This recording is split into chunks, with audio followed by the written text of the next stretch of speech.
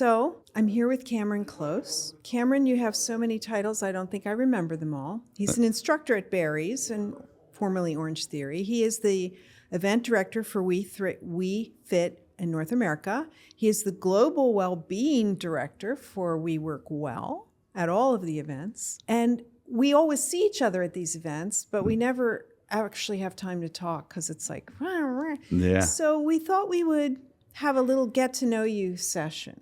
Yeah, for sure. I mean, I guess I've known you now for 6 or 7 years. Yeah, since the first event. But I don't know much about your history before fitness. Like, Okay. I know you as a fitness guy, and anyone who can see you can see you're a fitness guy. He's a very fit specimen. With the backwards hat, yeah. Yes, that came with it. But what did you do before? Like, what was your path into the wellness industry out of high school or college? Yeah. So, when I went to school, I played baseball most of my life. I grew up playing baseball. What position? I was an outfielder. Okay. So Good big arm. We're both big Yes, Phillies. we're big baseball big fans. baseball fans, Phillies fans. True confession. Yes. And when I went to college at Charleston in South Carolina, and when I went to school, I have 2 older brothers, and they were like, one was economics, one was accounting, and so I was like, you know what? Looked up to my brothers. I was like, I'm going to go for accounting. And I got my degree and, I finished, got good grades, good. Good for you. When I got into the workforce, my first job out of school was with a government defense contractor in Charleston. And it was just doing in-house accounting. So expense reports and the boring stuff. Exciting stuff. Yeah, exciting stuff. And I think, for me, I've always enjoyed like fitness and wellness and post playing baseball. I mean, I didn't play in college, but I think post in college, I was doing 5Ks and 10Ks and working out. And I was so I actually took a class at Charleston and it was in exercise science. I mean, and I loved it, everything about it. So when I kind of hit that cross point of making a decision on whether or not I wanted to continue the career in accounting, and I was hating the 9 to 5, and so I ended up quitting that job with really not. I mean, I had an idea, but it wasn't really. I'm 25. It was like the quarter life crisis. Yeah. Like, what do I do with my life? And a buddy of mine was doing OrangeTheory at the time, working for them, and I kept seeing, advertisement. I thought it was like a smoothie place, like right? A lot Sure. Of people. Yeah, I was like, "What is this?"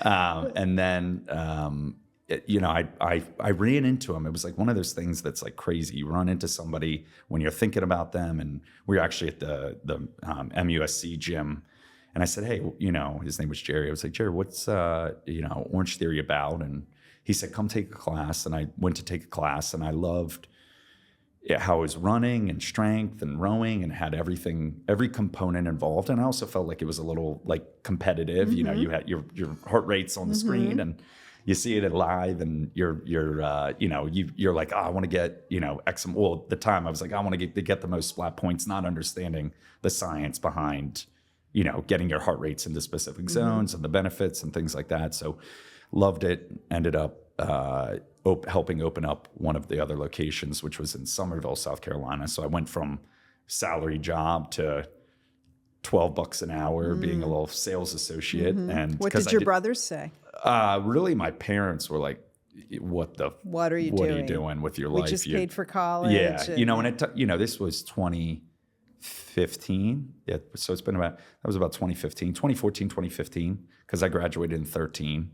And, that back then, I don't think, fitness, it was like, unless you were like a personal trainer that, had a ton of clients or maybe worked with celebrities, you were making a lot of money, but fitness wasn't, especially for my parents were older. Yeah. They didn't understand that. They didn't understand that. So they didn't understand like the industry, where it was going. And I mean, I didn't even really, I was just like, I enjoy this job and I want to be an instructor. So I wasn't an instructor yet. Then I went and got my certification through ACE and, did a mic audition. And we were, the OrangeTheory that I worked for, we were bought out by an owner in Atlanta who was, a finance guy, saw, again, took the class and was like, this is awesome. It's community. It's a great workout. And so he brought me into Atlanta for a little bit. I helped kind of run he knew about my accounting background. I ran the finances for him for a little,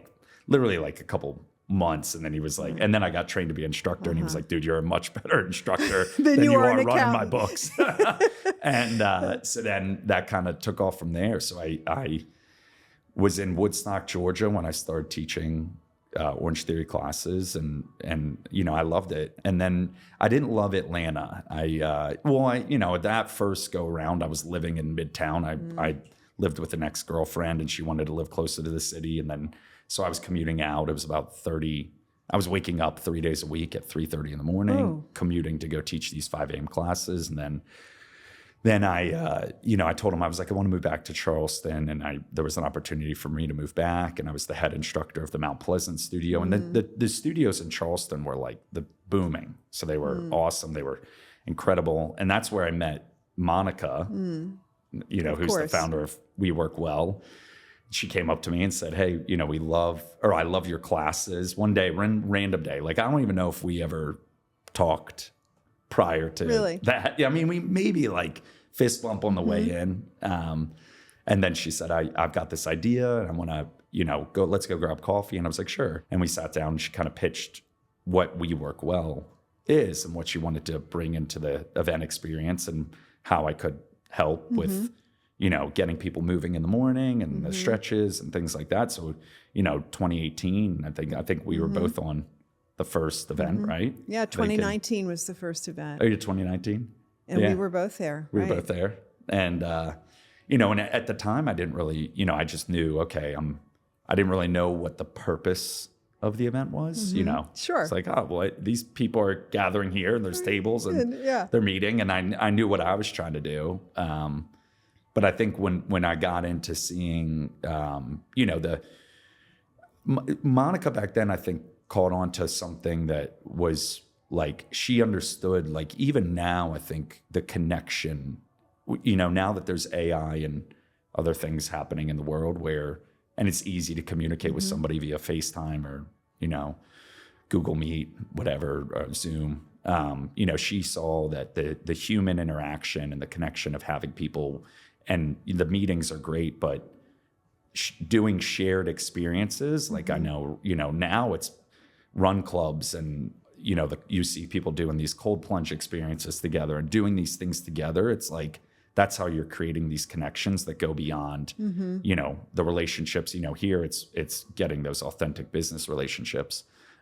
So I think, the things that we've done over the course of 6-7 years that We Work Well, where, I'm not only have led workouts, but we've jumped into the Mediterranean at some of our European events. We've hiked down to Black's Beach, and we've gone, you're doing things that you're watching these people, get outside their comfort zone a little bit and do stuff that is physical, but it's not, it's not doing a class, an OrangeTheory class or anything like that, but it's still benefiting. And then they're getting those endorphins and feeling good when they are going to their meeting table. And then it's not I think the event experience for a while, especially if you're in sales, is let me go to an event and drink and like a fish and stay up till 3 a.m. And now that's not what we do. No, it's not what we do. Well, your point is good, Cameron. I mean, yes, it's great to get moving in the morning and have the stretches, but there's something about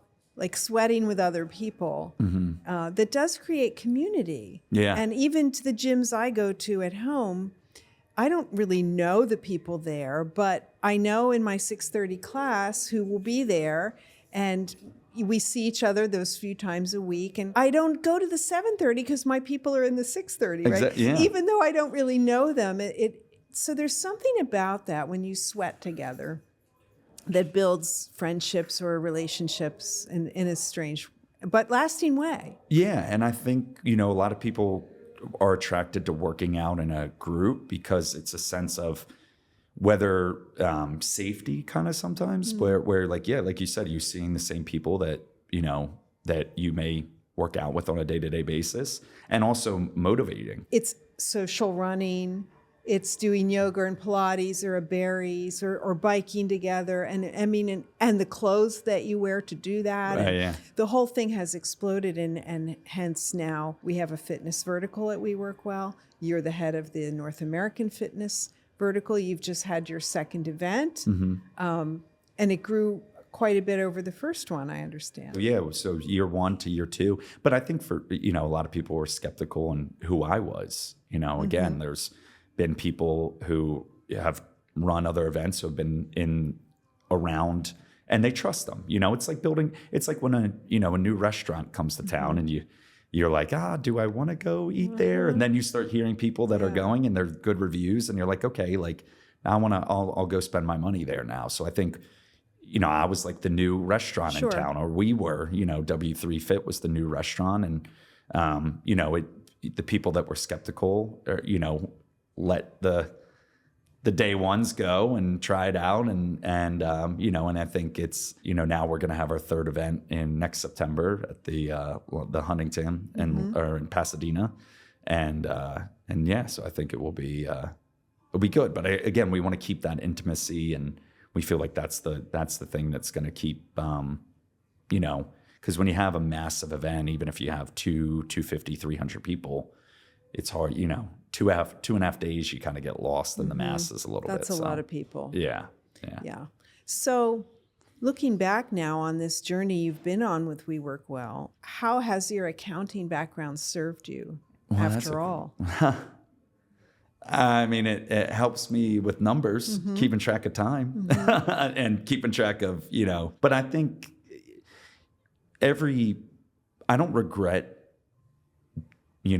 getting a degree in accounting. And I don't think anybody regrets getting their degree. I think, I think what I learned throughout making that change into now, okay, I'm going to be, get into the fitness industry. I think it's hard to make that change and risk. And I think a lot of people would have maybe stayed doing that, got their, been like a public accountant or got their CPA and things like that.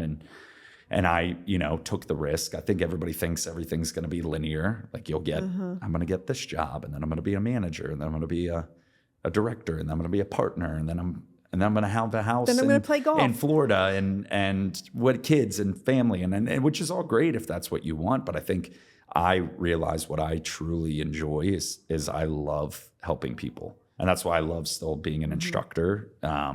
Even though as the event director, that's my full-time job, and as the wellness director, attending all of the We Work Well events. But I love taking anybody, any fitness level, doesn't matter, elite runners and elite athletes I've had ex-NFL players take my class, and I've had somebody who is in their 60s who just got through chemo, and I'm getting them through the same workout, and they're getting the same benefit in that same room. And I think that's like, when I saw that compared to getting an email like, hey, Cam, that expense report was awesome. Like, good job. Right. Rather, You're Cam, actually you changed my life. I'm able to pick up my suitcase and put it in the overhead bin. I'm able to play with my kids. I'm able to, do things like the activities of daily life that when you age or, as life happens and injuries and things like that, like I think there's always a way that you can continue to